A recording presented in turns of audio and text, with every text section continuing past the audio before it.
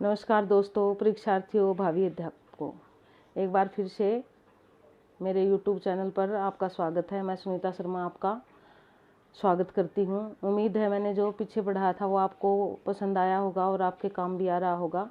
तो अब हम दूसरा चैप्टर ले रहे हैं।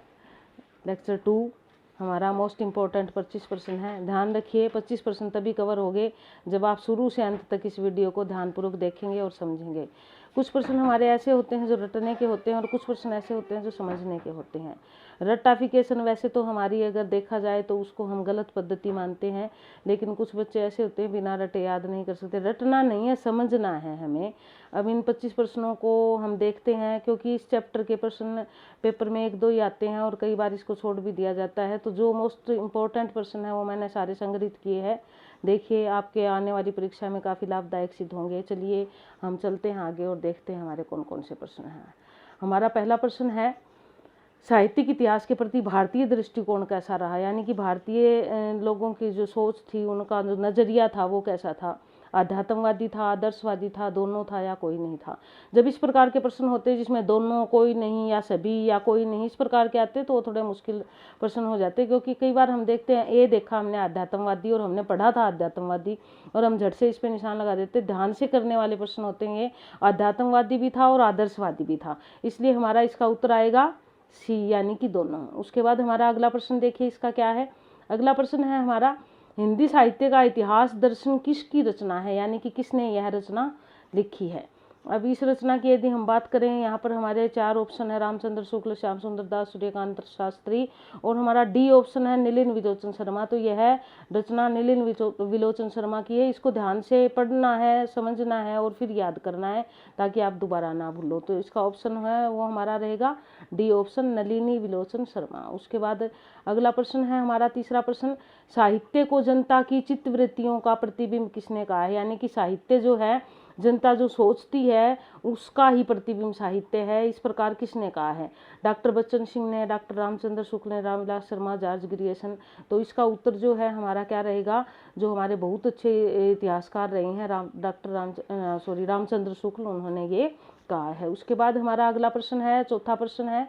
चौथा क्या कहता है, गारसा दातासी द्वारा लिखित हिंदी साहित्य का इतिहास किस भाषा में लिखा गया। बहुत इंपॉर्टेंट प्रश्न है। गारसा दातासी ने किस भाषा में लिखा था। गारसा दातासी जो थे वो फ्रेंच के जानकार थे, फ्रेंच भाषा थी उनकी मातृभाषा, तो उन्होंने ये इतिहास लेखन भी उन्होंने फ्रेंच भाषा में ही किया है। तो हमारा इसका उत्तर आएगा फ्रेंच। उसके बाद अगला प्रश्न है हमारा पांचवा प्रश्न, देखिए क्या है, हिंदी साहित्य के आदिकाल को चारण काल नाम किसने दिया। अलग अलग विद्वानों ने अलग अलग नाम दिए हैं। कुछ विद्वानों ने चारण काल नाम भी दिया है, जिसमें 2 विद्वान प्रमुख है, एक तो डॉक्टर राम कुमार वर्मा है और दूसरे जॉर्ज ग्रियर्सन है। तो यहाँ पर हमारा राम कुमार वर्मा जी है नहीं, तो सी ऑप्शन जो है हमारा जॉर्ज ग्रियर्सन, इसका ऑप्शन उत्तर सही है। उसके बाद अगला प्रश्न है हमारा छठा प्रश्न। छठे प्रश्न में क्या पूछा गया है, देखिए, हिंदी साहित्य के रीतिकाल को अलंकृत काल किसने कहा है। ध्यान रखिए, हिंदी साहित्य का जो रीतिकाल था उसके नाम सबसे ज्यादा दिए गए, अलग अलग विद्वानों ने बहुत सारे नाम दिए इन्होंने। तो अलंकृत काल किसने दिया, मिश्र बंधुओं ने जो है इसको अलंकृत काल नाम दिया। मिश्र बंधु 3 भाई थे जिनकी जो है साहित्यिक रचना थी मिश्र बंधु विनोद, जो 2 भागों में प्रकाशित हुई 1913 और 1914 में। उसी में जो पहले प्रकाशित हुई थी उसी में उन्होंने रीतिकाल को अलंकृत काल नाम दिया। तो हमारा इसका ऑप्शन रहेगा ए। उसके बाद हमारा अगला प्रश्न है 7वां, रीतिकाल को कलाकाल किसने कहा। देखिए दोस्तों, ये प्रश्न मैंने कई जगह पेपरों में देखा, 2-3 जगह मिला है, स्क्रीनिंग में मिला, स्टेट में भी 1-2 बार आया पहले, तो इसलिए इसको यहाँ रखा है। तो इसका उत्तर जो है हमारा आएगा रमाशंकर शुक्ल, उन्होंने रीतिकाल को कलाकाल कहा है। कहते कि इसमें बहुत सारी कलाएं विकसित हुई, कला से अभिप्राय चित्रकला से नहीं है, जो काव्य कला है उनसे है, तो उसका कारण इन्होंने रीतिकाल को कलाकाल कहा। उसके बाद हमारा 8वां प्रश्न जो है, आदिकाल का नामकरण नहीं है। इस प्रकार के प्रश्न हमें बड़े ध्यान से पढ़ने हैं। आदिकाल का नामकरण नहीं है, यहाँ पर बात की है नहीं की। अक्सर हम प्रश्न पढ़ते हैं और यहाँ चारण काल पढ़ा और उस पर निशान लगा देते हैं, ऐसा नहीं है। हमें प्रश्न अच्छे से पढ़ना, नहीं पूछा गया है तो इसका मतलब 3 तो है और 1 नहीं है। चारण काल भी कहा है, सिद्ध सामंत काल भी कहा है और प्रारंभिक काल भी कहा है। तो हमारा इसका उत्तर जो है वो सी आएगा, यानी कि रासो काल उसको 8वें आदिकाल को नहीं कहा है। उसके बाद 9वां प्रश्न है हमारा, सिद्धों की संख्या कितनी थी, यानी कि वो संख्या में कितने थे सिद्ध। अब सिद्धों की संख्या अगर हम लें तो सिद्ध संख्या में 84 थे। 12 जो थे वो आलावार संत थे और 9 नाथ थे। तो सिद्धों की जो संख्या थी वो 84 थी। इसका उत्तर हमारा रहेगा 84। उसके बाद अगला प्रश्न है हमारा 10वां प्रश्न, बौद्ध धर्म से किसका संबंध था? यानी कि प्रत्यक्ष या परोक्ष रूप से बौद्ध धर्म से संबंध किसका था? संतों का, इतिहासकारों का, सिद्धों का या सभी का? संतों का तो नहीं था, इतिहासकारों का भी नहीं था, तो हमारा सी ऑप्शन आएगा यहाँ पे सिद्धों का। यानी कि सिद्ध जो थे वो परोक्ष रूप से बौद्ध धर्म से जुड़े हुए थे। परोक्ष रूप से इसलिए कह रही हूँ मैं कि सिद्धों की दो जो शाखाएं चली थी, हीनयान और महायान। जो महायान थी आगे 2 भाषाओं में बट गई थी, वज्रयानी और सिद्धयानी। तो उसमें वज्रयानी जो थे वो अपने आप को सिद्ध मानते थे, तो ये वज्रयानी से संबंध रखते हैं कौन? सिद्ध। तो इनका संबंध किससे था? सिद्धों का था। उसके बाद 11वां प्रश्न है हमारा, रासो ग्रंथ की भाषा कौन सी थी? ये भी इंपॉर्टेंट है, प्रश्न कई बार आता है हमारा। डिंगल पिंगल खड़ी बोली देसी भाषा, डिंगल पिंगल पढ़ा होगा आपने। तो इसकी जो अधिकतर रासो ग्रंथ जो थे वो डिंगल भाषा में लिखे गए थे। डिंगल भाषा वो भाषा कहलाती थी जो अपभ्रंश थी लेकिन उसमें राजस्थानी का मिश्रण था, उसको कहते थे डिंगल भाषा। और पिंगल वो कहलाती थी जो अपभ्रंश थी और जिसमें ब्रज भाषा का मिश्रण था। 12वां प्रश्न है हमारा, हिंदी साहित्य का सर्वप्रथम इतिहास ग्रंथ कब लिखा गया? यानी कि सबसे पहले हिंदी साहित्य के इतिहास लेखन का कार्य यानी कि शुभारंभ किसने किया था, जिसको हम इतिहास लेखन की श्रेणी में रखते हैं? वैसे तो उनसे पहले भी लिखा गया था लेकिन उसको इतिहास ग्रंथ नहीं मानते। जो पहला इतिहास ग्रंथ है गारसा दत्तासी का माना जाता है, जिन्होंने फ्रेंच भाषा में लिखा था। तो यहाँ पे कब लिखा गया, सन पूछा गया। 1839 में जो है ना उन्होंने पहला इतिहास ग्रंथ लिखा था। उसके बाद हमारा 13वां प्रश्न है, शुक्ल जी ने कालों का नामकरण यानी कि काल नामकरण जो विभाजन करके उन्होंने नाम दिए अलग अलग, वो किस आधार पर दिए? शुक्ल जी का जो काल विभाजन है वो सबसे ज़्यादा प्रचलित है, 4 भागों में उन्होंने बांटा था काल को। उसके ये जो मैं चैप्टर पढ़ाऊंगी तभी आप इसको ध्यान से पढ़ोगे, जल्दी चैप्टर की वीडियो भी हम डालेंगे। तो इसमें है हमारा परंपरा, प्रवृत्ति, प्रमुख ग्रंथ और कवियों का जीवन, यानी कि किस आधार पर उन्होंने किया।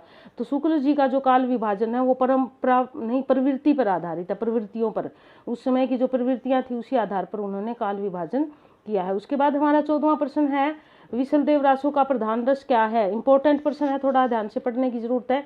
विशलदेव रासो का प्रधान, क्योंकि रासो ग्रंथ जो थे अधिकतर हमारे वीर रस में लिखे गए थे और उनमें जो है लड़ाई झगड़े युद्धों का वर्णन है, तो इसलिए अक्सर हम सोचते हैं कि वीर रस होगा। नहीं, विशलदेव रासो जो है वो एक विरह काव्य है और विरह काव्य होने के कारण इसका जो प्रधान रस है वो करुण रस है, ध्यान देना। उसके बाद अगला जो है प्रश्न हमारा 15वां प्रश्न है, इनमें से हिंदी का प्रथम महाकाव्य किसे माना जाता है? 4 का महाकाव्य दिए गए हैं, प्रथम कौन सा है? यदि प्रथम की हम बात करते हैं तो पृथ्वीराज रासो जो है वो प्रथम है।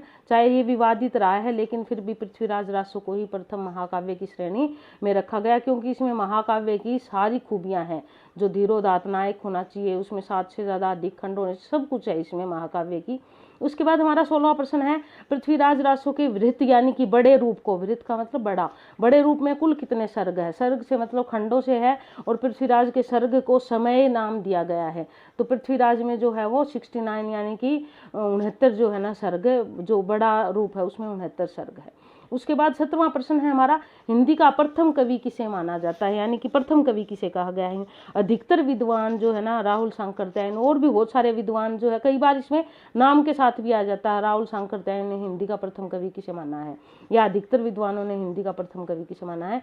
तो सरहपाद जो है उनको, सरहपा या सरहपाद बात एक ही है, ये जैन काव्य धारा के कवि थे, इनको हिंदी का प्रथम कवि माना गया है। यानी कि ये माना गया कि इनकी हिंदी के नज़दीक रचना थी, इसलिए प्रथम कवि हिंदी का ही है।